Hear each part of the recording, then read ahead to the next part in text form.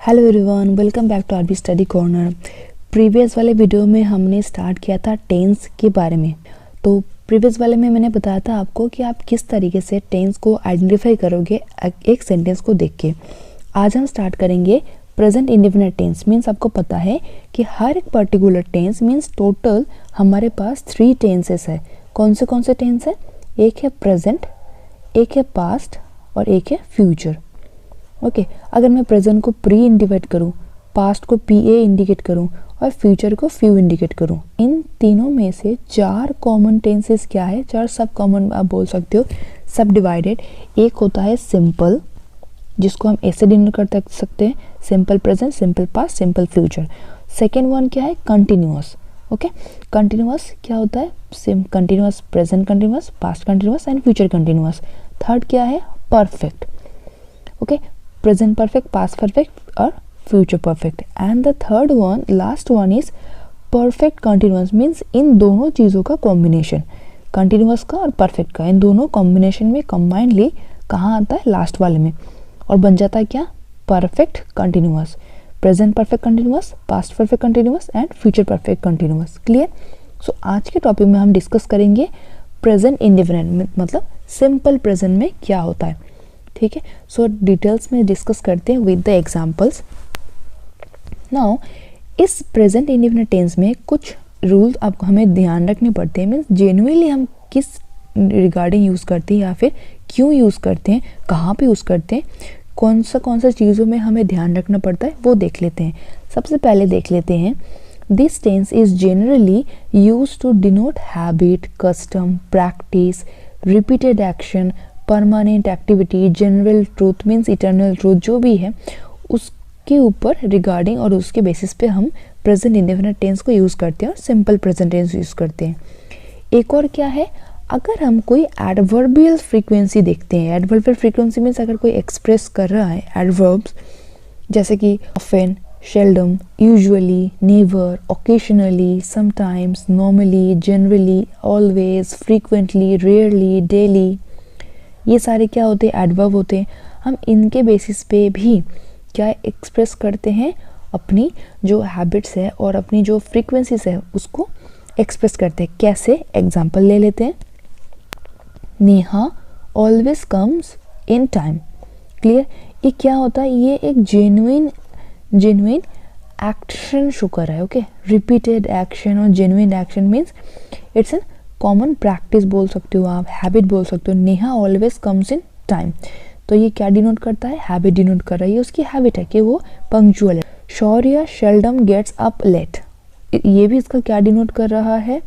Seldom means इस frequency और जो कि एक्सप्रेशन है वो जाहिर कर रहा है कि वो हमेशा ही लेट होता है। थर्ड एग्जाम्पल क्या है? The lady goes for a walk in the morning. The lady goes for a walk in the morning. Clear? Same thing है, ये या तो इसके साथ जा रहा है या फिर इसके साथ जा रहा है। कौन से? ये एक प्रैक्टिस इंडिकेट कर रहा है। अब अगर आपके मन में क्वेश्चन होगा कि प्रेजेंट इंडेफिनिट टेंस तो हम बना देंगे ये सारी चीज़ों को देख के, फिर फॉर्म कैसे करेंगे? मीन्स आपको क्या करना पड़ेगा? 3 चीज़ें आपको पता है कि subject plus verb and plus object होता है। इन तीनों को मिला के एक सेंटेंस बनता है। तो वो जो वर्ब का जो फॉर्म रहेगा इस सेंटेंस में, प्रेजेंट इंडेफिनिट टेंस के कॉन्सेप्ट में और प्रेजेंट इंडेफिनिट टेंस के केस में, तो आपको वहाँ पे क्या ध्यान रखना पड़ेगा?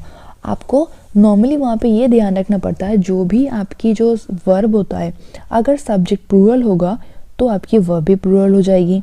अगर आपके सब्जेक्ट सिंगुलर होता है तो आपकी वर्ब डायरेक्टली सिंगुलर बन जाती है, मीन्स 5th फॉर्म होती है यहाँ पे। अगर मैं यहाँ पे एक एग्जाम्पल ले लेती हूँ, ही यहाँ पे है singular form, goes to school. He goes to school means देखो ही क्या है? सिंगुलर फॉर्म है, तो फिर वर्ब क्या होगा? यहाँ पे सिंगुलर फॉर्म होगा, तो वर्ब को भी हमें सिंगुलर बनाने पड़ेंगे। क्लियर? तो इसीलिए हमें यहाँ पे वर्ब की 5th फॉर्म को पुट करना पड़ा। और उसके बाद ऑब्जेक्ट है ही, तो he goes to school. Clear? He goes to school. अब इसका एक और पॉइंट मेंशन कर लेते हैं।